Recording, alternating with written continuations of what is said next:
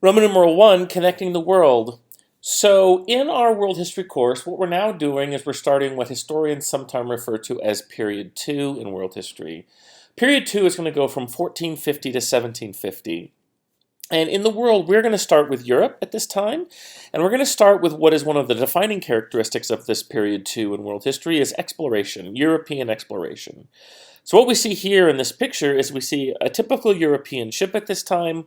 It's going to have all kinds of new maritime technology that is going to enable these ships to get across the oceans and start to explore for Europe. So before we talk about the maritime technology, let's talk about the motives for exploration. Why would the Europeans want to risk their lives and their fortunes and go around the world and possibly die? Well, there are several reasons for this. One is that the Europeans have an insatiable demand for Asian luxury goods. Silk, spices, porcelain. Typically, these things are either from South Asia, right here, right? Or they are from East Asia or Southeast Asia. And these luxury goods are a long ways away from over here in Europe. And so the Europeans in the past have had access to these goods via the Silk Roads. And these Silk Roads had connected East Asia to Southwest Asia, and then the Europeans would trade with them from there. And so the Europeans want the goods from East and Southeast Asia, right? Now in the past, in period 1, here were the Silk Roads, right here, and the Ottomans would be at the end of the Silk Roads from China, and they would charge high prices acting as middlemen. Then the Italians would sail over here to the Ottoman Empire, and they would buy from the Ottomans, and then they would jack up the price as middlemen again, and then sell it to the rest of Europe. And so as this process happened again and again and again, as merchant traded to merchant, merchant traded to merchant, etc., the price got really expensive by the time it got to Europe. And the Ottomans and the Italians were getting especially wealthy.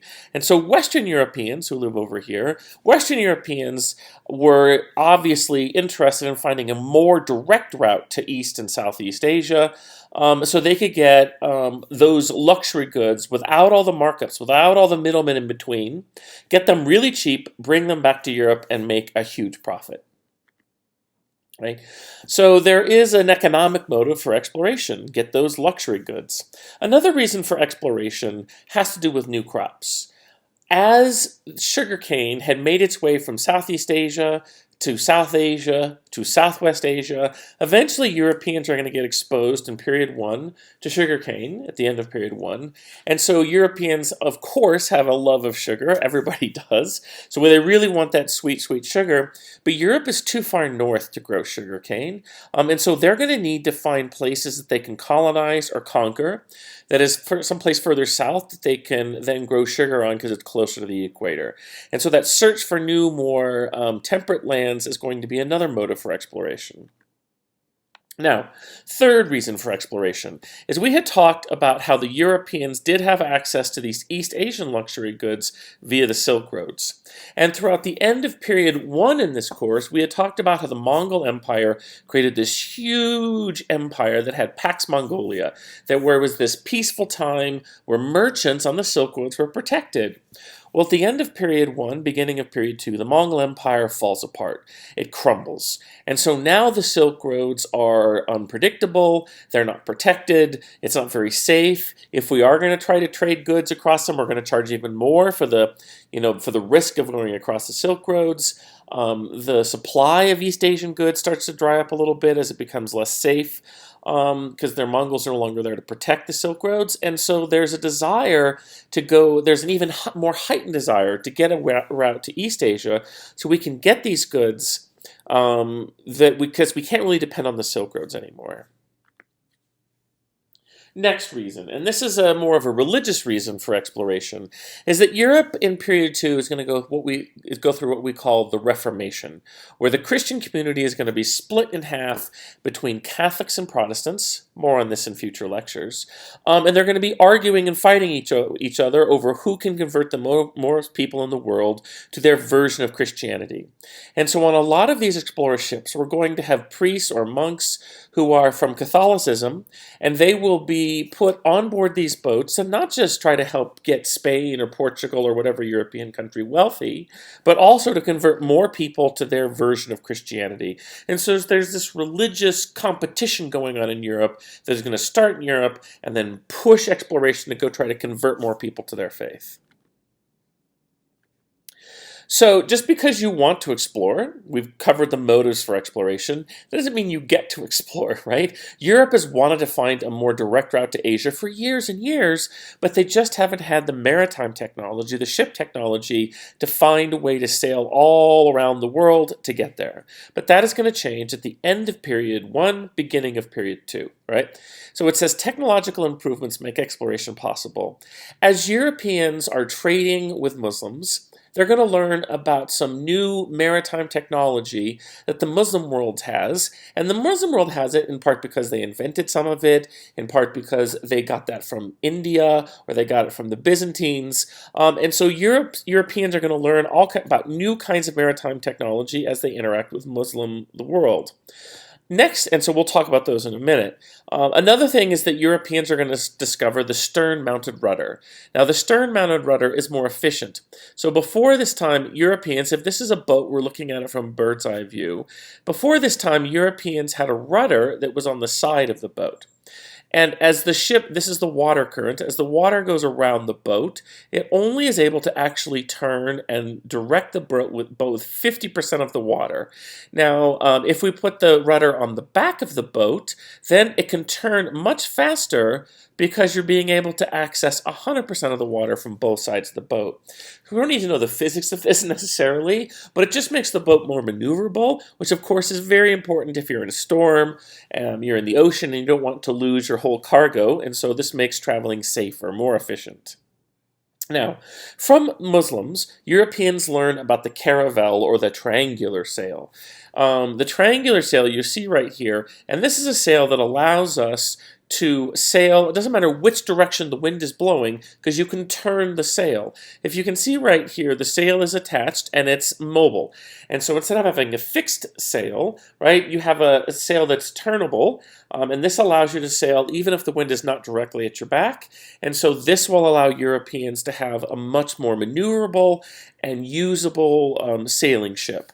And of course, they're going to learn about that from Muslims, who probably learned about that from the Indian Ocean world.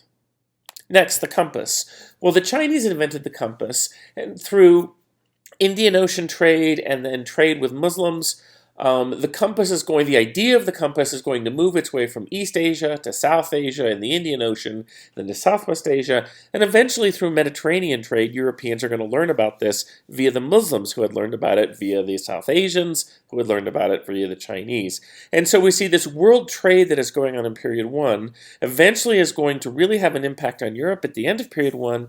At the beginning of period 2, the Europeans are going to put all of this together and be able to have much better, more maneuverable ships. Now, the next thing we have, the second to last thing we have, is the astrolabe. So the astrolabe is a way of measuring the angle of the sun or stars at night to the horizon.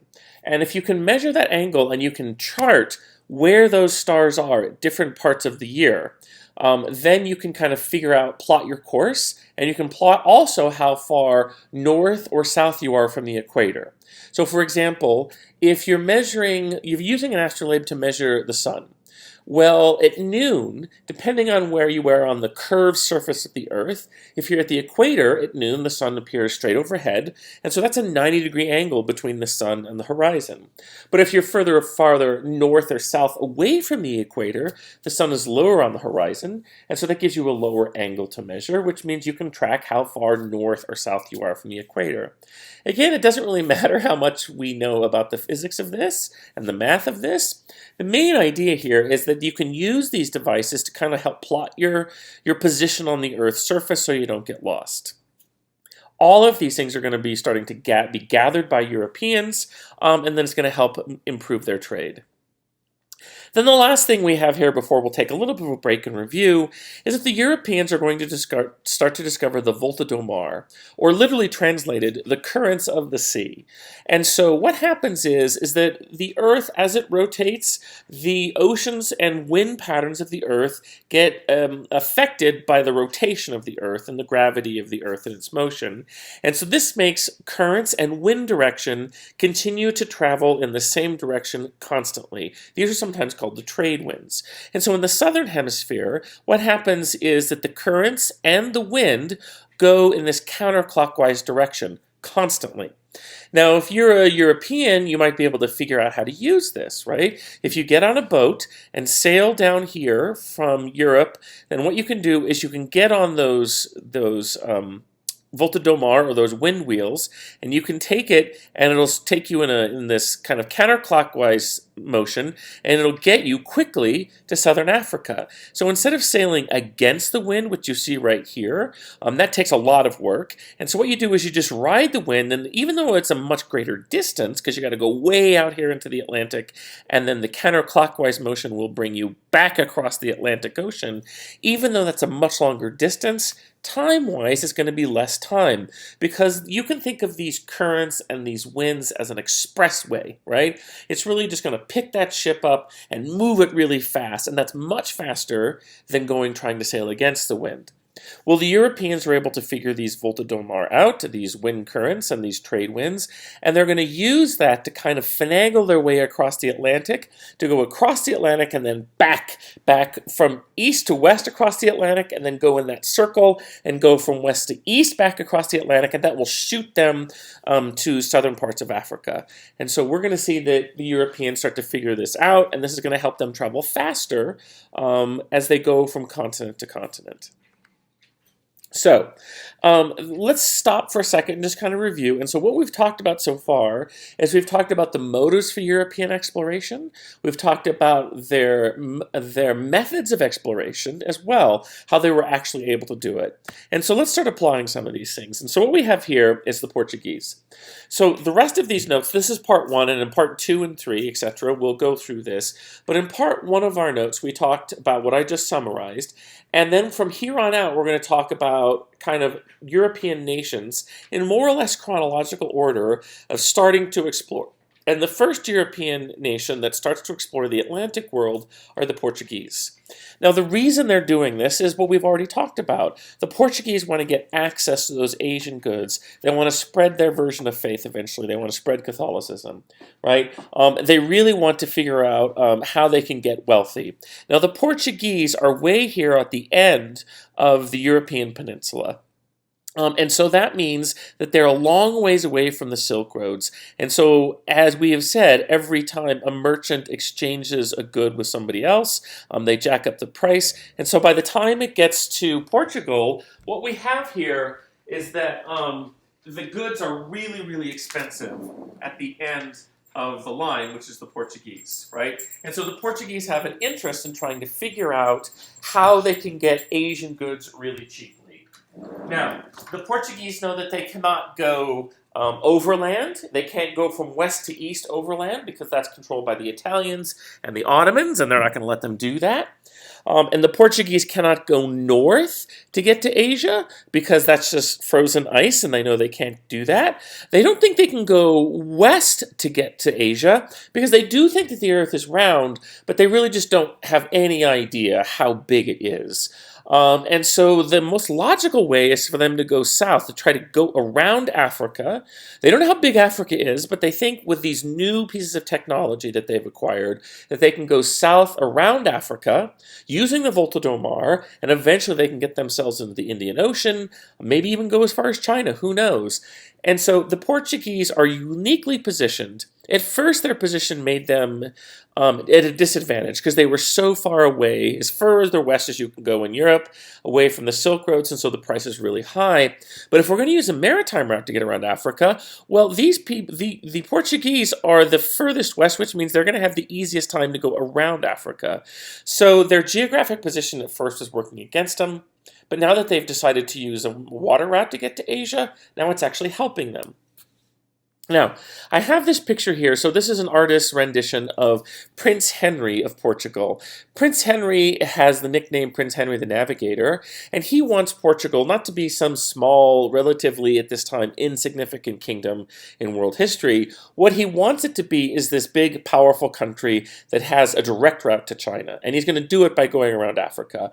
And so he starts to open up a school, a navigation school, where he starts to gather the best map makers, cartographers, and he starts to have his people research the best new maritime technology, the compass, the astrolabe, the use of charts. I mean, all of these things he's trying to kind of create a situation where they have the intellectual and actual physical capability to start to go explore. And so that's why he's called Prince Henry the Navigator. And so he is going to, this is we see state-sponsored exploration. He thinks it's good for the country if we can go ahead and send out explorers.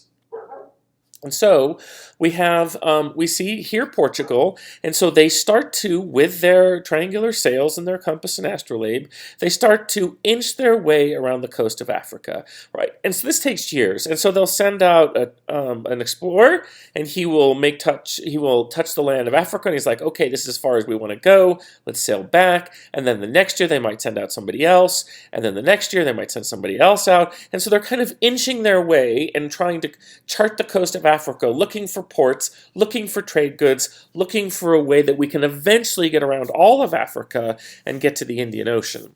Well, they discovered as they're doing this these Volta Domar, and they realized that in trying to sail, because remember the wind goes this way, and so instead of trying to sail against the wind, what they're going to do is they're going to just turn right instead of keep going south, and they're going to take those ocean currents and winds, and they're going to shoot across the Atlantic, and eventually that circle will bring them back down here. And we said that that is quicker, right? So as they're doing that, they start to discover some islands off the coast of Africa. These are known as the Azores or the Canary Islands. And they're a tropical place. They're getting pretty close to the equator, and so they realized that they could grow sugar here. And so the Portuguese are going to get rich growing sugar on the Azores and the Canary Islands. Now, at first, they used the people who are native there to try to enslave them and use them to grow sugar, because sugar is a very labor-intensive crop. But these people die, and so there's a need for other sources of labor. And so what they do is they find their way around Africa. They realize that we've talked about this before, that West Africa right here is a source of slaves, gold, and ivory. And of course the Portuguese want all of those, but they really want the slaves so they can start to take them and transport them to these Azore or Canary Islands to grow sugar. And sugar is a cash crop, and the Portuguese can get pretty rich doing this. And so we see the beginning of something new in human history. Not the slave trade, that has gone on before, but the Atlantic slave trade is now a new trade route and a way to make money in world history, and it's pioneered here by the Portuguese. Right, so there's the sugar. Right, so this starts the Atlantic slave trade. Now, this also means the end of something. A new beginning sometimes means the end of something. And so in the past, Europeans or people from Southwest Asia who wanted African slaves or African gold or African ivory, they would use the trans-Saharan trade. And if you remember, that was controlled by Ghana, and then the African kingdom of Mali, and then eventually we had this African kingdom of Songhai. And these three West African trade-based kingdoms of period 1, Ghana, Mali, and Songhai, happened at different times in period 1, but they all made their wealth based off of being the middlemen between the Mediterranean and West Africa and exchanging slaves, gold, and ivory. Well, now that we have this water route around Africa, we don't need the trans-Saharan trade route anymore. Even though it's longer to go around Africa in distance, in time, it's much quicker because ships are faster than overland trade. And so the Songhai Empire falls apart, and there's not going to be any more new West African trade-based kingdoms anymore. People aren't going to use the trans-Saharan trade route because they can just sail around Africa. They don't have to trudge across the Sahara Desert, which takes a long time and is dangerous. And so here we see, at the beginning of period 2, we end a trade route. Because of new technology, maritime technology, nobody needs to use this overland route. And so that piece of that trade route is going to go away. So we see change here and not continuity. All right. And so, what we see on this slide is the Portuguese year after year after year. Here are the Azores and Canary Islands, right? And they've either inched along the coast of Africa using their triangular sails, or what they have done is they've shot across the Atlantic and then used the trade winds to get them even further down south in Africa. And so the Portuguese have kind of established themselves on the west coast of Africa. And as they go, using their gunpowder weapons, they're able to start to establish trade contacts in ports along the west coast of Africa. Now, they want to establish these ports because if they control these ports, they can keep other Europeans who may come later who want to use the same trade route from being able to use this trade route because they're going to already control all the good ports along the coast of Africa. And so this is going to give the Portuguese a monopoly on Indian Ocean trade because they're the only ones that can get around Africa to the Indian Ocean. And so we see that one of these explorers for Portugal is named Vasco da Gama, and he is the first person, the first European, to successfully travel around the Cape of Good Hope, which is right down here in South Africa, and actually get into the Indian Ocean. And so this is also a change, right? For the first time in world history, we see Europeans enter the Indian Ocean trade. So that's a change. Now, a continuity is that Indian Ocean trade will continue. It was big in period 1. It's going to continue to be big in period 2. We just have a new player on the scene. We have the Portuguese. And if you remember, at the end of period 1, we had talked about how the Portuguese were going to come into this Indian Ocean, and we had said that they are going to wipe out the Swahili city-states, which they do in period 2. At the very beginning of period 2, they're going to wipe out the Swahili city-states with their gunpowder weapons, and they're going to establish themselves in East Africa as well. So the Portuguese are really a major player here. Right? Now, accidentally, the Portuguese just forget one year to turn left when they're supposed to, and they turn a little late. And so the Volta Domar helps them to discover, by accident, Brazil. We're like, what is this? And so what we see is that the Portuguese will discover Brazil, and so that's why today, if you go to Brazil, they speak Portuguese. So the Portuguese now have another new colony in South America.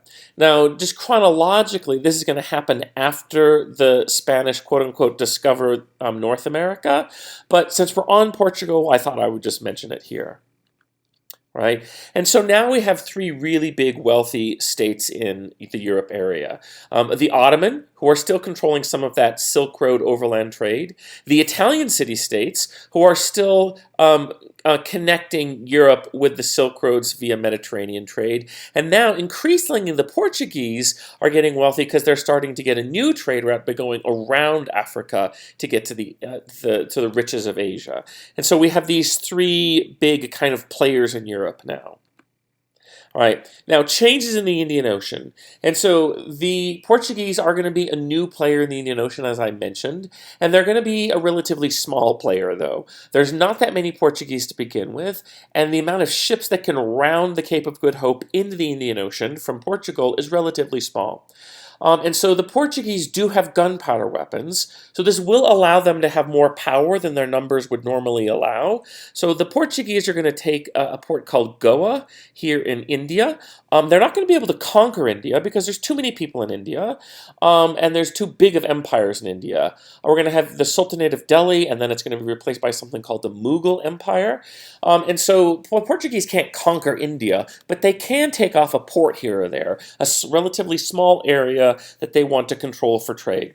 And so we are seeing the Portuguese start to control some ports in the Indian Ocean, so this is new. They're going to start to take over, as we said, some of these Swahili ports on the east coast of Africa, and then a few ports here in India. And they're also going to fight a war with this group of people called the Omani, Omani.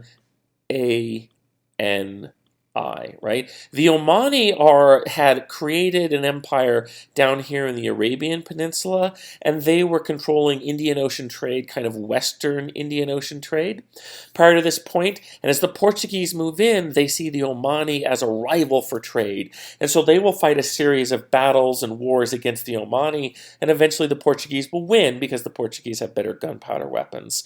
And so we see that the Portuguese don't dominate trade in the Indian Ocean, but they are starting to be a major player, and they're starting to pick off ports here and there, and even at times destroying some of the previous empires in the Indian Ocean, like the Omani and the Swahili. All right. Next, the next thing you should know is, like, I really want to emphasize this, is that the Portuguese are not going to establish what is called a land empire, except in Brazil, right? But every place else, either in Africa or in Southwest Asia or in South Asia, they're able to establish what we call a port-based empire. Just because there's not enough Portuguese, right? They cannot go and conquer India or Africa. There's too many Africans and Indians. And so the Portuguese will just take a little bit of that land and establish a port. They can take and hold a port because even though they don't have a lot of numbers, they have gunpowder weapons. And so we're going to see this is one of the two ways that Europeans conquer. Some Europeans get a port-based empire. Other Europeans, like the Spanish, are going to get a land-based empire.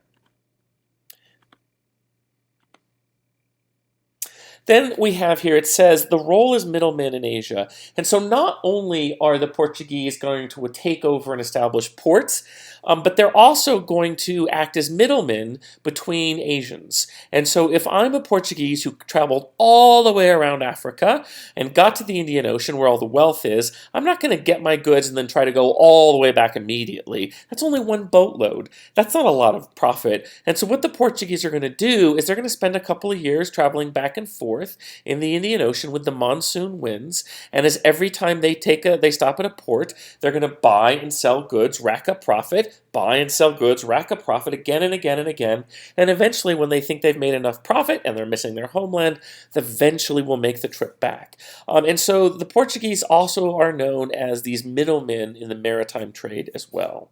So lots of ways of making money for the Portuguese. So let's take a look at the learning objectives. Number one, it says, describe the various motives for European exploration. We had talked about religious motives, trying to spread Catholicism because of the Reformation. We had talked about economic reasons.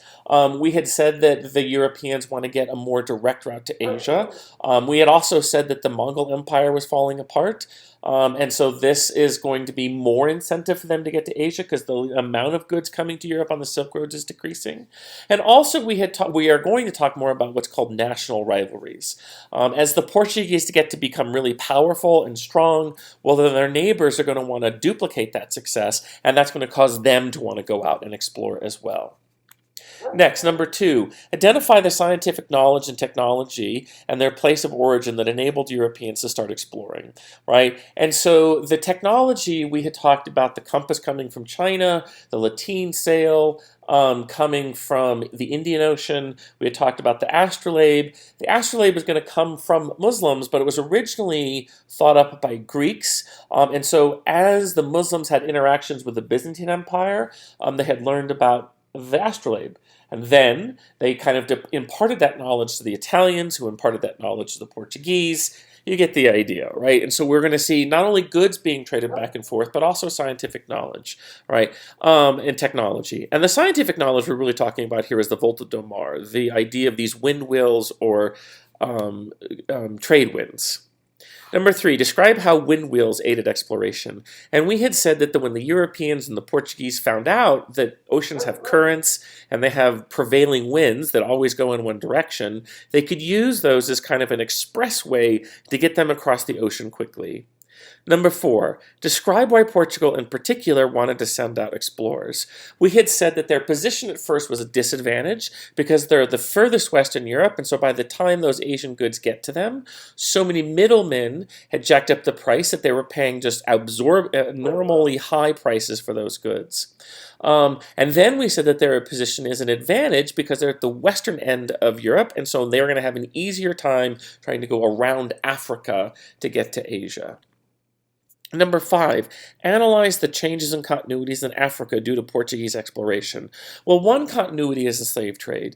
The slave trade occurred before the Europeans, and it's going to continue going on after the Europeans, right? We had said that in period one, the kingdoms of Ghana, Mali, and Songhai were trading gold, ivory, and slaves across the trans-Saharan trade to Muslims, who would then take those slaves to the Middle East to grow sugar in what is called Mesopotamia or in Iraq.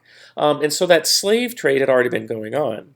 The change is that now we're going to see African slaves in the Atlantic world from Africa. Nobody had ever done that before because they weren't trying to cross the Atlantic. And so we're going to see the Portuguese use slaves in the Canary and Azore Islands to grow sugar. And then what we're going to find out in future lectures is that they're also going to realize that they can grow sugar in Brazil. And so they're going to start to export slaves across the Atlantic Ocean to the New World, to the Western Hemisphere, to grow sugar.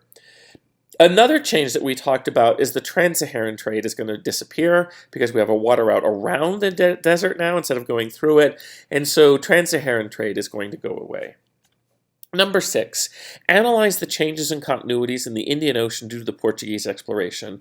Well, a continuity is that we're still going to see lots of maritime trade in the Indian Ocean. A continuity is that the Sultanate of Delhi or the Mughal Empire is Indian and they're going to be continued to be controlled by native people. But changes are we're going to see that the Portuguese arrive, first of all. Second is that the Portuguese are going to bring their gunpowder weapons in and they're going to be able to pick off ports and establish a port-based empire. They're going to be able to pick off the Swahili city-states and establish ports there. They're going to destroy the Omani Empire and establish ports there. And then they're also going to establish a port in India called Goa. And so now the Portuguese are in the area, acting as middlemen, but also acting as merchants who are going to take goods back to Europe. So that's it for part 1. When we come back, we'll talk about part 2, Spanish conquest, and so we will again do these by country as we move forward, more or less in chronological order.